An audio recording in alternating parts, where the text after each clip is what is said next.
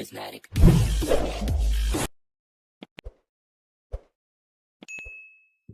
Habari wa michezo, jina langu ni Tumaini Sekadodo na hii ni Maira Online TV.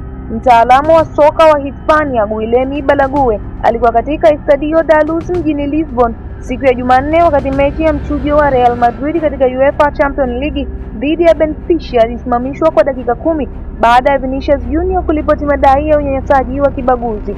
Hii ilikuwa mara ya 20 kwa Vinicius kudai kuwa amekuwa mhanga wa unyanyasaji tangu ajiunge na Real Madrid miaka 4 iliyopita.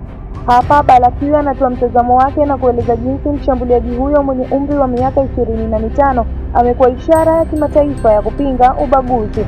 Usisahau kusubscribe, kulike, kushare na kucomment ili uweze kupata updates zetu zote kutoka hapa Maira Online TV.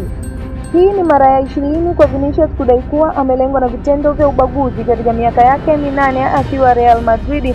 Balague anaeleza kuwa badala ya soka kusherehekea bao la kipekee la Vinicius, mchezo huo ulitawaliwa tena na mjadala wa ubaguzi wa rangi, kukanusha tuhuma na visingizio. Tukio la hivi karibuni linahusisha madai kwamba kiungo wa Benfica kutoka Argentina Gianluca Prestiani alimtolea maneno ya kibaguzi dakika chache baada ya bao hilo, madai ambao Prestiani anayakana. Vinicius aliungwa mkono na baadhi ya wachezaji wenzake, hasa Kylian Mbappe aliyesema alisikia neno la ubaguzi likitumika mara 5. Baada ya mechi, kocha wa Benfica Jose Mourinho alionekana kumlaumu Vinicius kwa kuchochea tukio hilo, akisema mchezaji alipaswa kusherehekea bao lake kwa heshima zaidi. Pia alidai kuwa Benfica haiwezi kuwa klabu ya kibaguzi kwa sababu mchezaji wake bora wa kihistoria Eusebio alikuwa mweusi. Kauli za Mourinho zinaonyesha mtazamo unaojirudia katika mijadala ya vyombo vya habari hasa Hispania na Ureno kwamba Vinicius anatusiwa, lakini pia anatakiwa kuboresha tabia yake. Wakosoaji humwona akijibu mashabiki kama mwenye kiburi, lakini wengine wanaona majibu yake ni matokeo ya mazingira ya chuki anayokabiliana nayo mara kwa mara. Mwanafalsafa Frantz Fanon katika kitabu chake cha 1952 Black Skin White Mask alisema kuwa mtu mweusi hulazimika kupambana mara 2 ili kukubalika. Kwa Vinicius, mzigo huu unaweza kujidhihirisha kupitia hasira au msongo ambavyo vinaweza kuonekana kupitia kiasi kwa wanaomtazama kutokea nje, lakini kwake zinaweza kuwa njia ya kujilinda. Zaidi ya hayo, wanahabari wa Hispania wanapomtaka Vinicius aache kucheza tu na anyamaze. Hali hii inaendana na wazo la mwanasosiolojia wa Marekani Eduardo Boniva Silva la ubaguzi bila wabaguzi, mfumo wa kitamaduni unaomlaumu mwathirika kwa namna anavyojibu badala ya kushughulikia tatizo lenyewe. Kwa sasa Vinicius ameonekana kuwa ishara ya kimataifa ya mapambano dhidi ya ubaguzi, akishinikiza mamlaka ya soka kuimarisha hatua za taratibu dhidi ya vitendo vya ubaguzi. Tukio la hivi karibuni katika Estadio da Luz linaashiria mara ya 20 ambapo anadaiwa kunyanyaswa tangu ajiunge na Real Madrid. Ametukanwa katika viwanja mbalimbali nchini Hispania. Amewahi kutoa ushahidi wa mahakamani baada ya sanamu nyeusi iliyovaa jezi yake kuning'inizwa kwenye daraja.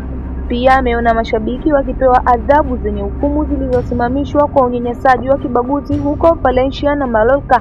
Hii ilitokana na kiasi kikubwa na juhudi za La Liga kuhakikisha vitendo hivyo haviendi bila adhabu katika mfumo wa sheria ambao kwa muda mrefu ulivumilia lugha ya soka na utani wake wa mara kwa mara. Oktoba 2021, wakati wa mechi ya El Clasico katika Camp Nou, shabiki alimrushia maneno ya kibaguzi alipokuwa akitolewa nje. Kesi ilifungwa kwa sababu polisi hawakuweza kumtambua mhusika. Machi 2022, mashabiki wa Mallorca walitoa sauti za tumbili na kumwambia aende kuchuma ndizi. Mamlaka zilieleza kuwa kitendo hicho kilikuwa cha kuchukiza lakini si kosa la jinai, hivyo hakuna hatua iliyochukuliwa. Katika kipindi cha television cha soka El Chiringuito, Pedro Bravo, mkuu wa chama cha mawakala wa soka la Hispania, alipendekeza Vinicius aache kuigiza kama tumbili na kuwaheshimu wapinzani wake. Baadaye aliomba radhi akisema alitumia kauli hiyo vibaya kwa maana ya kufanya mzaha. Kauli hiyo ilisababisha hasira kubwa hasa Brazil, lakini hakuna hatua zaidi iliyochukuliwa.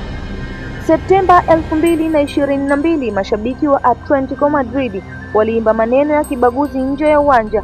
Waendesha mashtaka hawakufungua kesi. Januari 2023, Mwanasesele aliyevaa jezi ya Vinicius alipatikana amening'inizwa kwenye daraja. Wanachama wanne wa kundi la mashabiki Frente Atletico walihukumiwa kifungo cha miezi 14 hadi 22 jela, ambavyo baadaye vilibadilishwa kuwa faini na amri za kutokuwa karibu naye. Matukio mengine yalifuatia katika miezi iliyofuata, mengi yakiwa na adhabu ndogo au kutokuwa na adhabu kabisa kwa wahusika. Mabadiliko muhimu yalitokea Valencia katika uwanja wa Mestalla Stadium Mei 2023. Vinicius alipowakaribia mashabiki baada ya kutukana. Baadaye katika muda wa nyongeza alitolewa kwa kadi nyekundu baada ya mabishano na kipa wa Valencia Giorgi Mamardashvili na kumpiga Hugo Duro usoni. Juni 2024, mashabiki watatu walihukumiwa miezi 8 jela na kupigwa marufuku kuingia viwanjani kwa miaka 2 kutokana na tukio hilo, likiwa ni hukumu ya kwanza ya aina hiyo nchini Hispania. Aliporudi Mestalla Machi 2024, alipokelewa kwa kuzomewa sana. Jibu lake lilikuwa kufunga mabao 2 na kusherehekea kwa kuinua ngumi juu. Wakati mwingine hahitaji hata kuwepo uwanjani ili kushambuliwa kwa maneno ya kibaguzi. Siku 11 baada ya kurejea Mestalla, mashabiki waliimba maneno ya kibaguzi dhidi yake kabla ya mechi ya La Liga ya mabingwa kati ya Atletico Madrid na Inter. Real Madrid waliripoti tukio hilo kwa waendesha mashtaka na uhalifu wa chuki. Siku 5 baadaye katika uwanja wa Osasuna kulisikika kelele za Vinicius afe.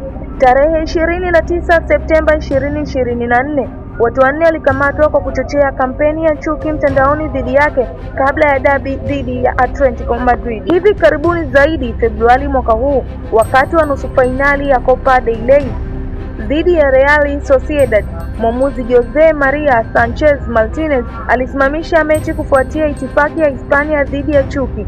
Wakati wa kusimamishwa kwa mechi, kamera zilimnasa shabiki akifanya ishara ya tumbili kuelekea kwa Vinicius, huku klabu ikitangaza kupitia mfumo wa sauti na skrini kupiga nyimbo za chuki. Mwezi uliopita pia, wakati wa mechi ya kwanza ya Álvaro Arbeloa katika kocha wa Real Madrid dhidi ya Albacete katika Copa del Rey, kundi la mashabiki lilimrushia mchezaji huyo wa Brazil matusi ya kibaguzi. La Liga ililaani tukio hilo na kuthibitisha kumuunga mkono. Huenda mtu akauliza, kwa nini Vinicius anaendelea kupambana na kujibu? Alitoa jibu Juni 2024 baada ya waliomnyanyasa Valencia kuhukumiwa kifungo.